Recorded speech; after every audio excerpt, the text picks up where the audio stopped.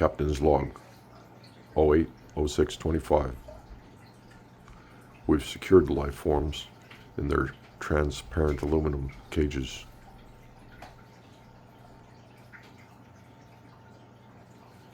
Kidding. It's just a glass box. But here they are today. That's what they look like. Same old, same old. Water's looking real good now.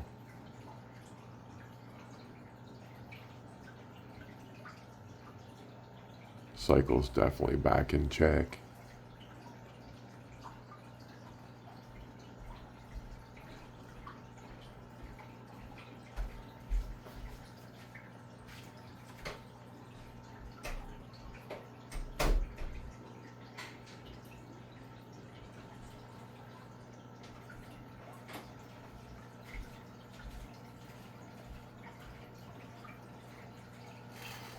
So these guys have laid a batch of eggs. They're hard to see because I've hidden them, but if I come up here and we look down in the water and we zoom, you can see them on the side, left side of the cone there. See them? And they look pretty viable too. They laid those last night. Mama's guarding them. And the male's a little nervous of me, so he's run over there. But as I back off, he's going to run back over to his little lady. I gave him a choice of cone locations because this is their first time as a pair.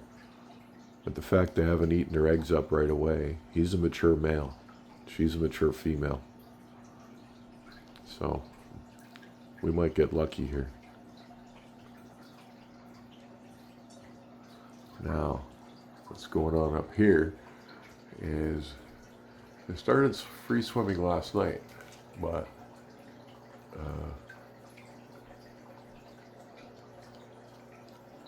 they were kind of not really good at it yet, and I'm not seeing screwball all in here right now. So the male is the one that I think is eating them, and he's just going to keep doing that. So I'm going to let them fertilize, and I'm going to pull them the next time they lay, and just leave the female behind with the eggs, and we'll see if we get more success that way. And if this pair ends up being good parents, and I hope they do, because I need a good pair, then we'll just start putting these eggs down here into this tank and letting them hatch out down here so that they can do the rearing. Well, I'm excited that there's another 2-year-old pair in the mix now. It seems to really like each other. So if that male can behave and not be a jerk like this guy, we might be in luck. And then we can get the ball rolling. Fish health is on point. Of course, these guys are about 2 weeks here now, and they look dead, these two, when they arrived. That one. And where's the other guy? Oh, there it is. They're right near each other right now. Those two didn't look too good when they got here. They're basically, I thought I was going to lose them both, to be honest. But they're doing pretty good.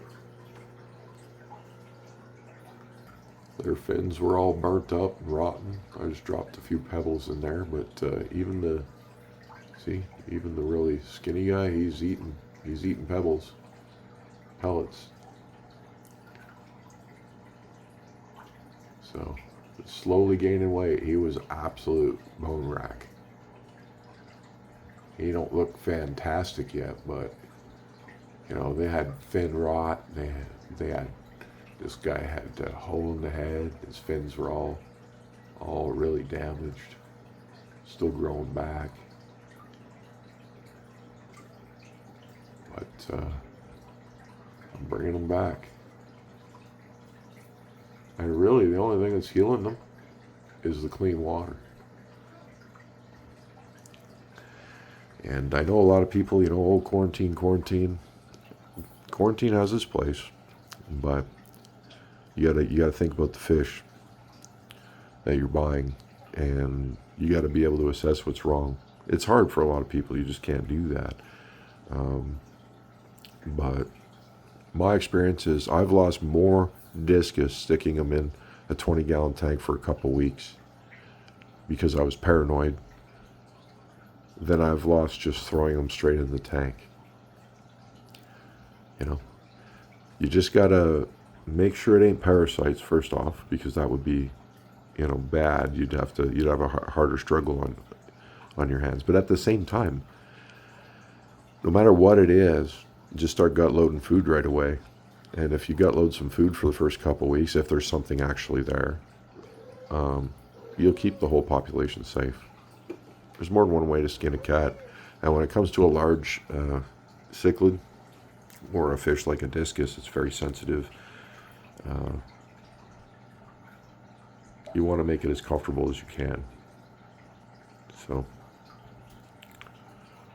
the truth of the matter is, try it, I guess. It's an expensive lesson, but you play the normal quarantine game with discus, you'll lose more fish than you save. I guarantee you. And anyone who's done that has definitely lost fish in a quarantine tank. They're not going to tell you they haven't. This is the way it goes. So I'd rather lose them in here, to be honest, and they'll do better in here because they feel safe with the crowd.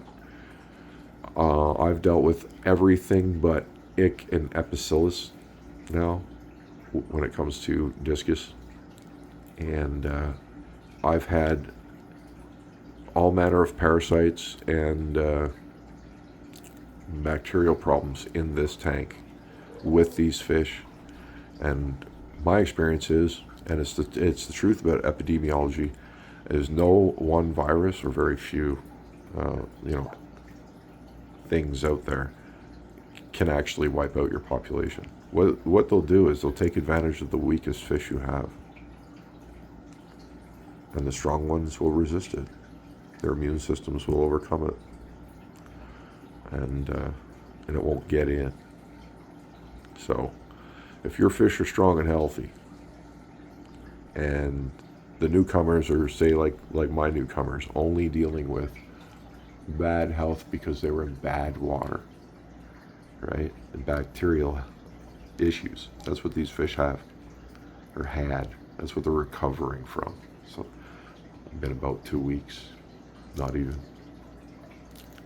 They were knocking on death's door. The one in the front here, the way it looked, I was sure it was going to die. When I see a discus look the way he did when we brought him home, when they get that far south, they almost never come back. He's coming back. So they're not perfect yet, because you can see they're still showing me some stripes, but they're feeling a lot better about life than they were 2 weeks ago, I assure you. Nice clear eyes, nice clear fins. That's how we got to keep things.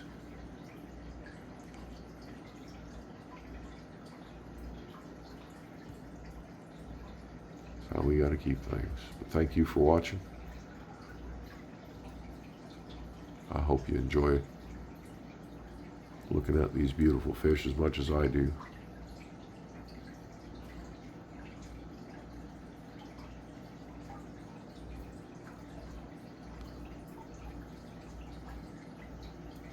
It's always nice when everything's running smooth. Hope you just have a great day.